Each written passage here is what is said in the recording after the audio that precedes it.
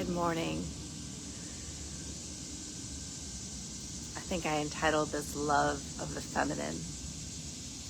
I'm sitting here contemplating what I wrote, I think it was yesterday, around misogyny. And I know that's a tough word. It doesn't land on ears easily.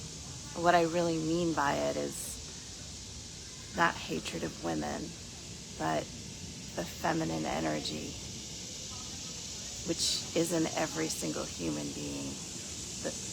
And feminine energy is just another word. It's a word for an energy that some people call yin, as in yin and yang. Yin being the feminine, the receiving, the soft, the open, the unhidden, the messy, the chaotic, the expressional, the emotional, the nurturing, the allowing, the forgiving, the Mother Earth archetype.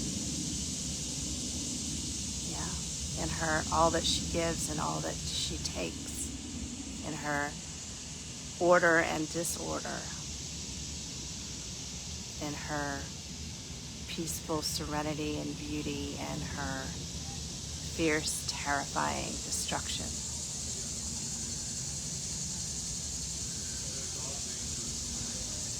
That's the energy that I would like to speak to and share what I notice.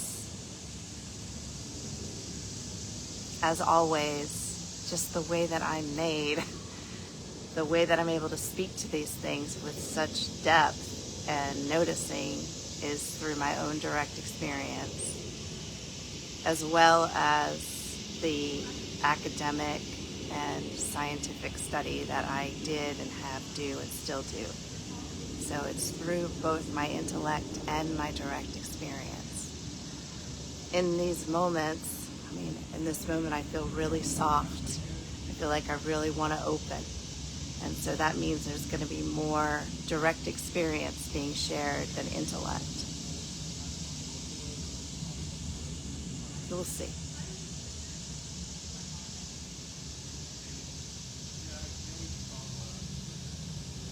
If you happen to drop in and be watching, I'm talking about love for the feminine. And let's approach it from a celebratory perspective of what we all have inside of us, and many of us are rediscovering through privilege really, to have the space, the time, to the mental space, the physical space, the time to remember these parts of ourselves that are in all of us. It's such an irony, because the remembering can arise through tension and hardship, yet it is all within the context of deep, deep privilege. In other words, people in societies where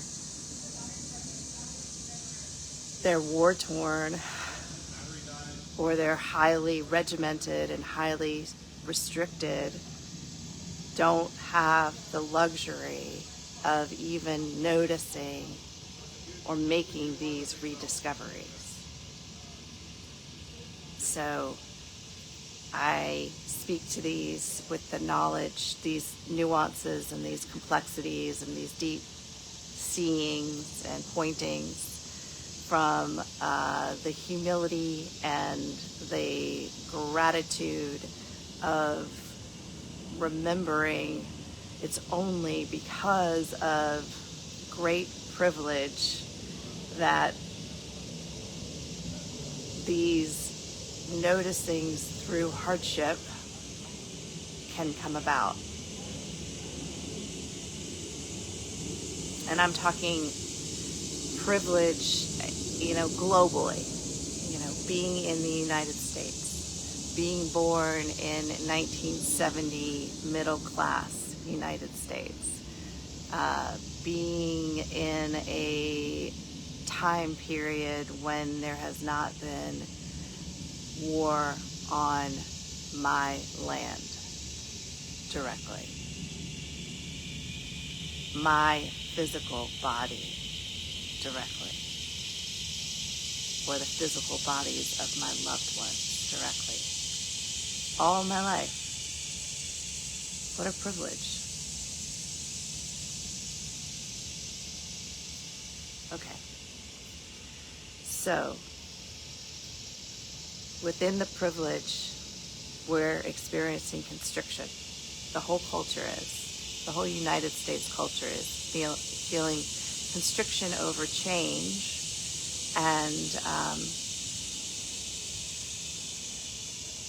revealing. So when I say the whole culture is, I don't mean that every individual within the culture is experiencing this. I'm just saying the culture of the United States. And remember, I think about groups a lot. That's my one of my main perspectives. Trained that way, and I've been looking at groups for a really, really long time. So I see the United States as a culture, having a culture, and it's full of polarity and divisiveness and constriction. And that is its own change.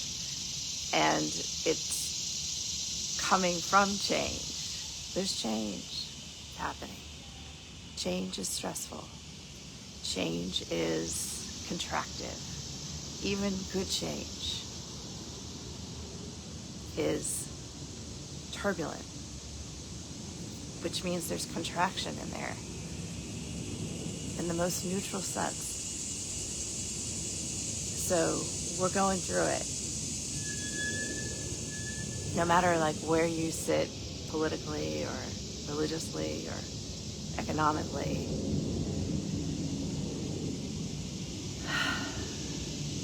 as I said that, I started, there's a little wave of, well, there are people at the highest echelon economically can be quite protected and unaffected, especially if they have the perspective that there's only one life and that they are a separate self and they're living now and they're going to die, and that's that. So there will be groups of people who will be quite unaffected by this, but many of us will be affected by the change. And even those who are protected through the traditional forms of wealth and power, freedom that brings, many of them also have the realization that we are in this together, and that we're connected, and there is some kind of desire, motivation to help create the better world that we all know is possible. I know those people. I know those people deeply through my community service in the Jewish community. They're there, absolutely there, just like me, as committed in their gut as mine is to Tikkun Olam, healing the world. And it's what I've come to through my transformation process, my most recent one, where I've questioned everything, is that Tikkun Olam, or the desire to heal the world or help create the better place that we all know is possible, or that some of us know is possible, that desire is love. It's attached love. Just like we have love for a child, or love for a family, or a romantic partner, spouse.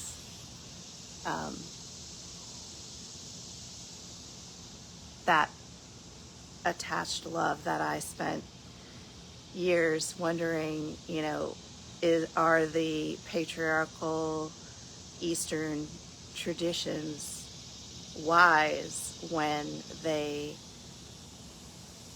advise us that no one really loves another. No one really loves another. And what we truly love is ourselves. And we, in our most wise expression, we become unattached and let you be you and flow freely through this lifetime, and let me be me and flow freely through my lifetime. That is a very potent and compelling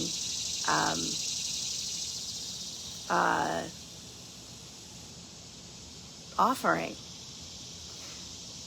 And and this is my wisdom right now. This is Jennifer Rivlin's embodied wisdom. She's feeling it right here. Okay? Right here in my solar plexus.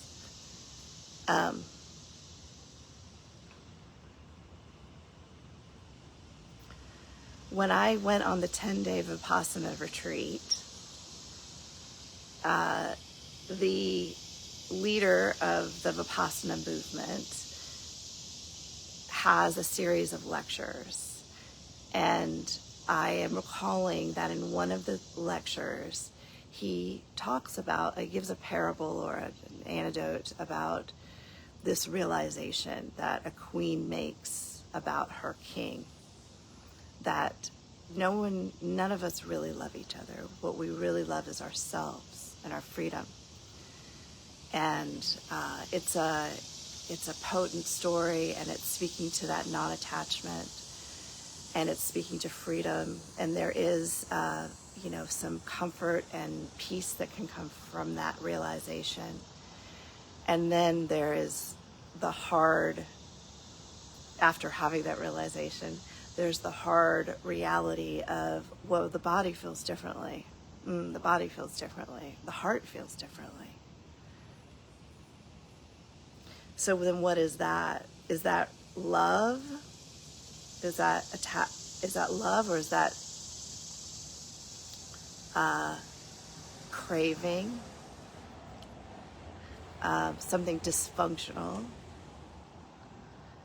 Is it needing?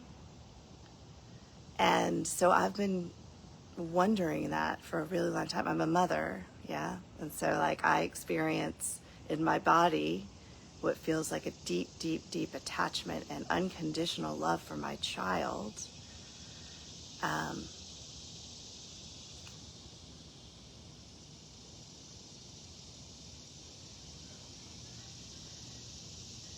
Also, I have been composting in the relationship with my mother.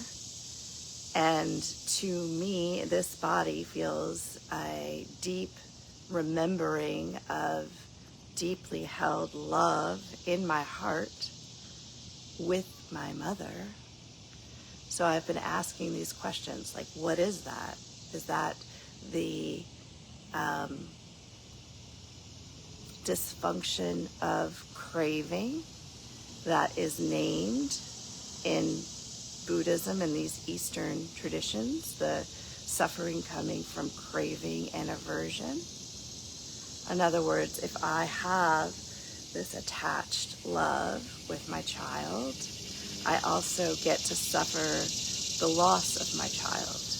If I have attached love with my mother, I also get to suffer the loss of my mother. So is it that, well, there's a question of, is it possible to relinquish this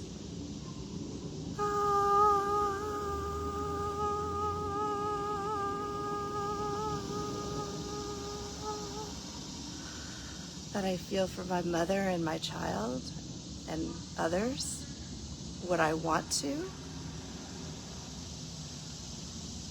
Would I want to relinquish that commitment to be in real life unconditional love? In other words, I'm not leaving. I am not leaving. I will always be here. Is it? I've been asking these questions, and so I want to share with you what is currently my wisdom. And as I've been sharing with you, my direct experience is that we are in a time of living wisdom. In other words, we're co-creating the wisdom of what's next. We are right now in this time and upcoming. We're co-creating what's the upcoming living wisdom of humanity to create something that hasn't been seen before. We're always creating something new, right? We're always creating things that haven't been seen before. Well, we're creating something new and what hasn't been seen before in our human technology, our human relating. We're creating new relationship standards, co-creating it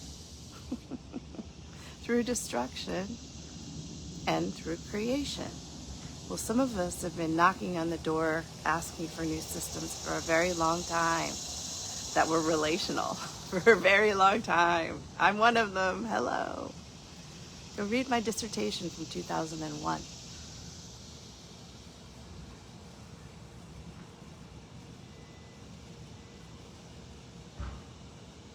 I'm not saying I had the skills, the relational, real life, walking, talking relational skills to bring it into reality. I didn't. I did not. I had a lot of learning to do.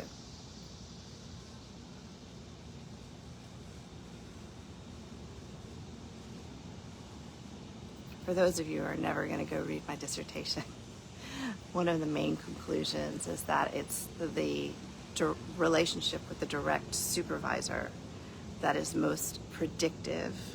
So the perceived fairness or organizational justice, relational justice, procedural justice of the direct supervisor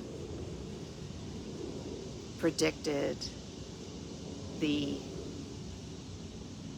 rate of EEOC claims, which is equal employment opportunity claims of harassment and discrimination.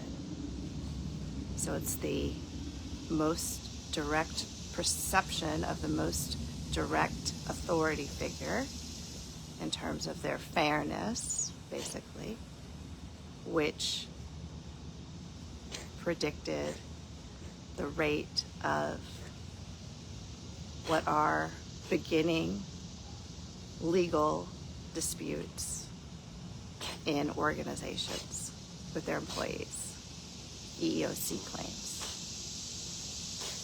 So that's it points to the relationship. I mean, and that was early before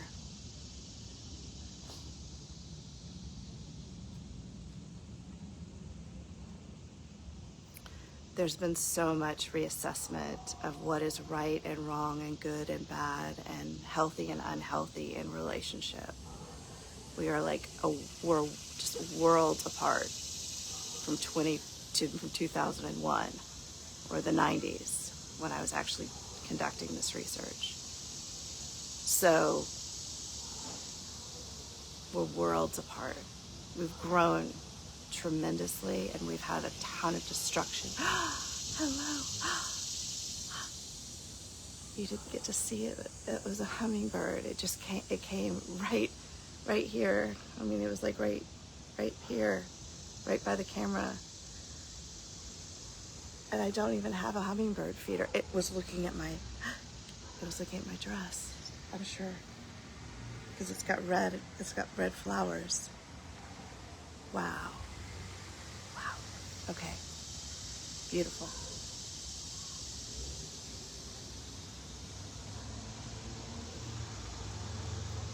Okay. can't remember what I was saying. Give me a moment. Very present. So when the hummingbird came, it captured all of my attention. That is a very feminine way of being that I'm exhibiting with you right now. That's part of the feminine, part of being here and being with the flow of what's surrounding me. In that moment, it was the intrusion of a beautiful hummingbird. We don't want to lose that, do we? That's what we're trying to regain. Yeah. Many of us are trying to regain that ability to stop and notice and be with beauty instead of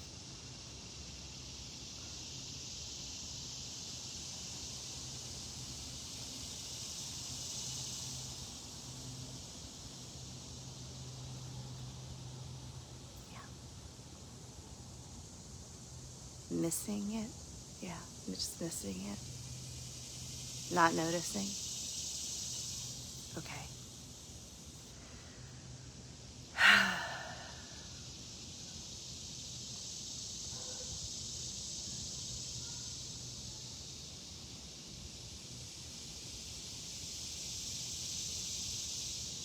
Oh, I was talking about attachment and what my wisdom is right now, and that we're in a period of living wisdom, so this wisdom may change. So don't believe me, just feel along with it and see if this hits you too. And I would love to be I keep showing up because I need to be in dialogue. I need to be in dialogue with other systems engineers, for other people who care as much about systems and new systems as I do. I mean,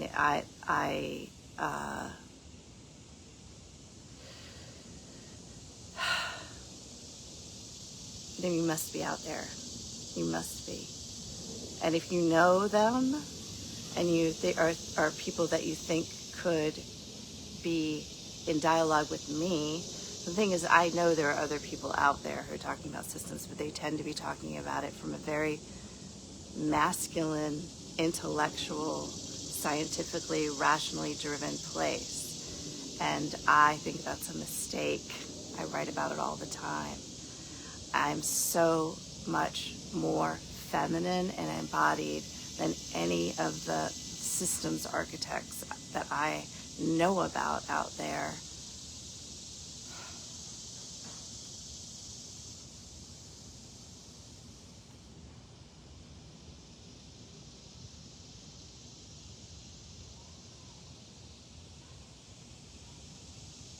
The story that I tell myself is that they're not going to be able to hear me.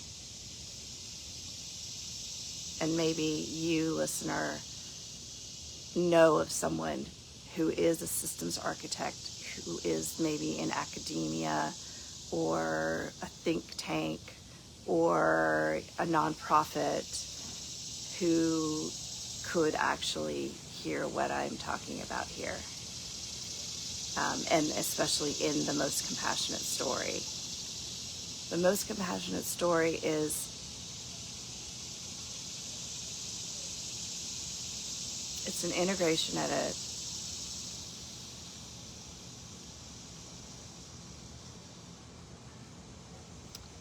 at the transpersonal.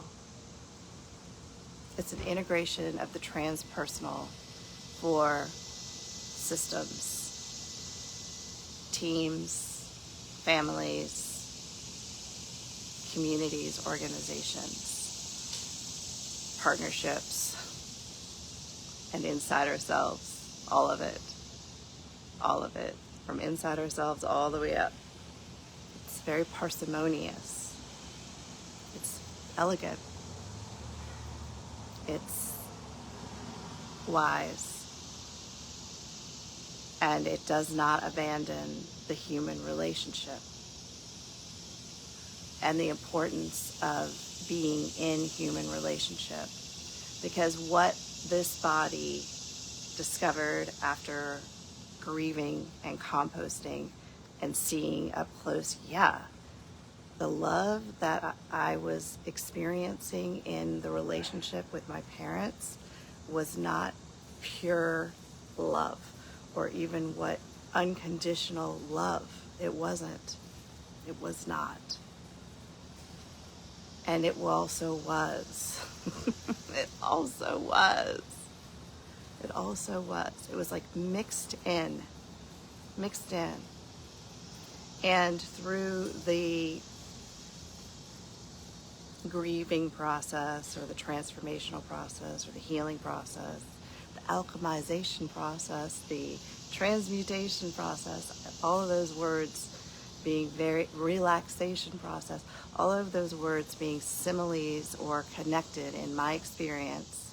And again, this is a very feminine way of talking, casting a wide fuzzy net instead of being precise and direct in one word. Anyway, I think it's important in these situations because I really do mean something larger than what the words are telling us here. So somebody who has had that experience knows that, or experiences that, or has the realization that there is a mix of energies. In fact, in Vipassana, there's a name that he uses. I'll look it up and I'll put it on here. But it's something like entanglements. It's something like, entanglements. So that is the experience, the felt experience, is that there is a mix of energies. So that love, or that attachment that is in my gut, is in my heart, and I could feel so clearly now, the pure love of that I feel so clearly now for my beloveds, and the grip of commitment. It's not pain, but it's a tightness of commitment. It's committed. I feel right here in my solar plexus, pure. I can feel it purely.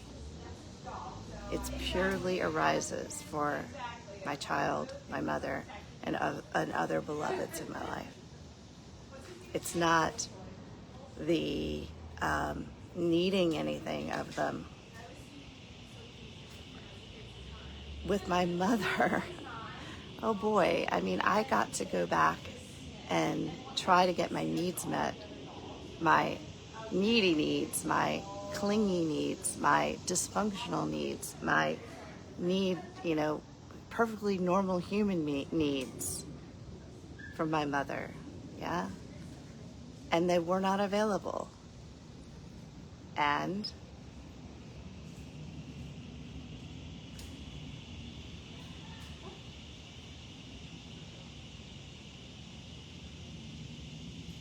there's grief in that. There's big grief in that, yeah? Big grief. And after the grief, and after looking clearly at us and our relationship after the grief, there is a realization that there is love there. There still is love there. It's just coming in a form that is not meeting what I directly need right now. It's a hard pill to swallow, but it is there.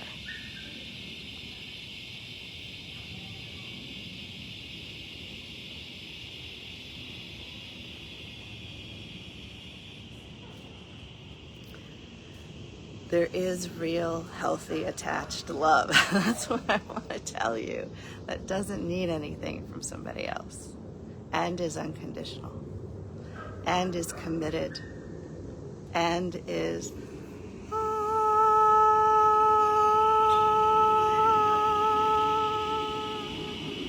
and this is mother love, this is daughter love, and I also believe this is transpersonal love, love for humanity. The Tikkun Olam, or the desire to heal the world, is coming from pure love. It's coming from pure love for humanity. Love and commitment. Love and commitment. It's real. The transpersonal love is real. Trust it. We got to trust it. Because so many of us today are trusting that there's the greedy sociopath who is leading us. I'm not saying anyone is a greedy sociopath. My nose is itching, which I do take to be meaningful. I take everything, every physical sign to be meaningful. So what is it? Maybe part of me sees the sociopathic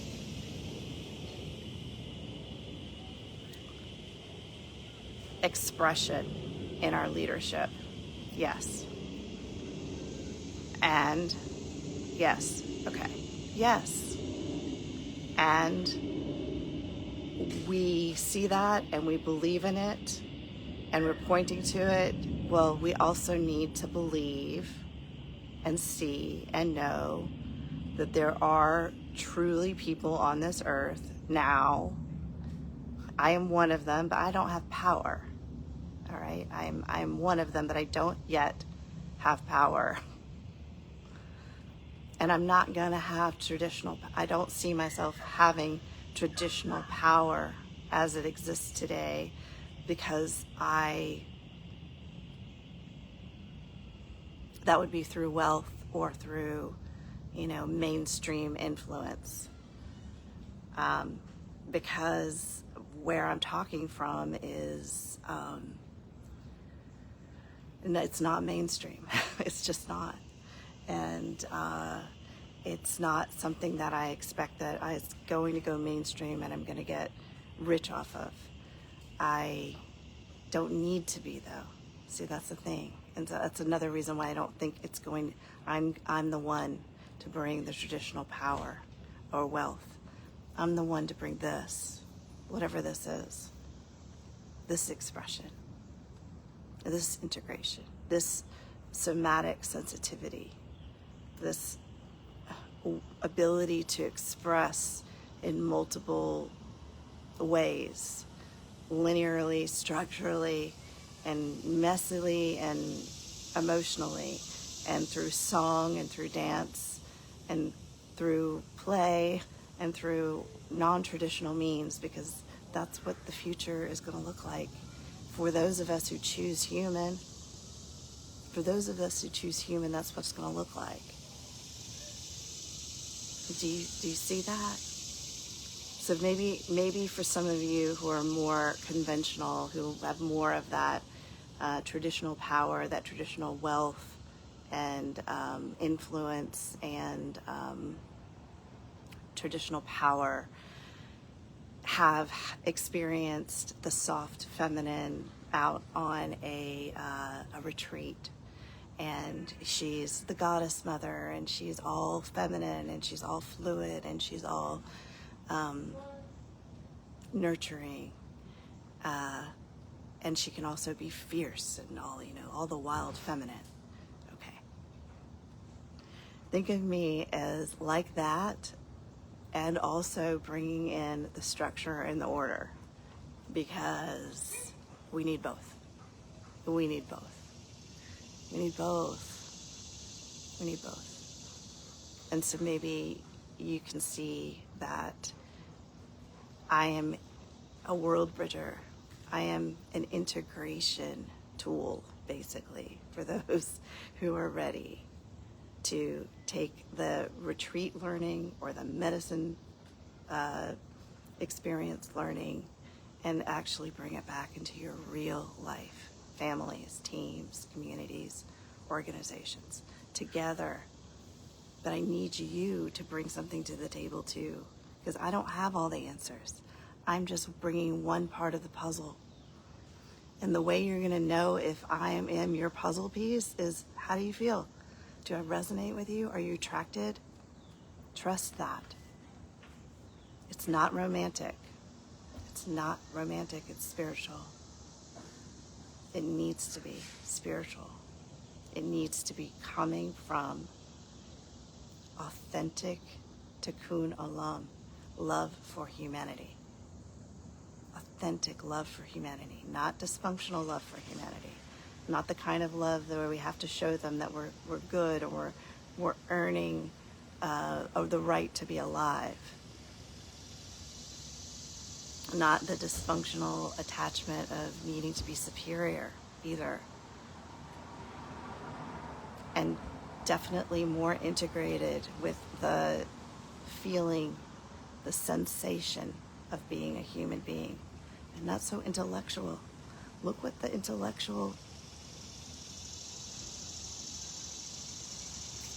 highly intellectual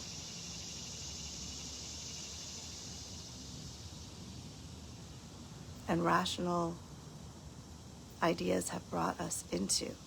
Not blaming or shaming. Remember, I'm looking at everything across a very long timeline. It's all part of the process. But our over-reliance on intelligence and the intellect and the shaming and the blaming of the body, the heart, the soul, I mean, come on. We have created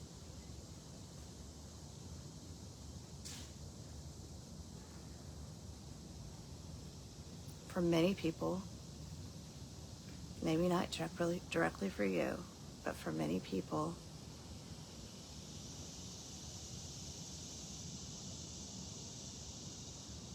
a constriction of those energies: play, beauty, spaciousness, quiet, messiness, expression.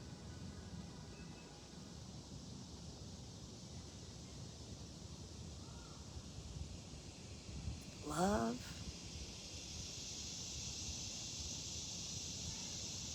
priority of relationship, interpersonal relationship, which is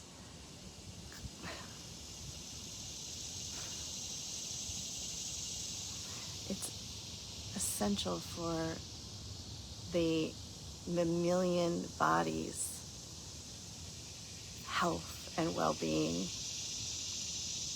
Truly believe that, especially after I feel the purity of attached love in the heart and attached commitment or love in the solar plexus. Yeah. Okay. So if this resonates with you and you are a systems architect and you can hear me, thank you. I look forward to connecting with you.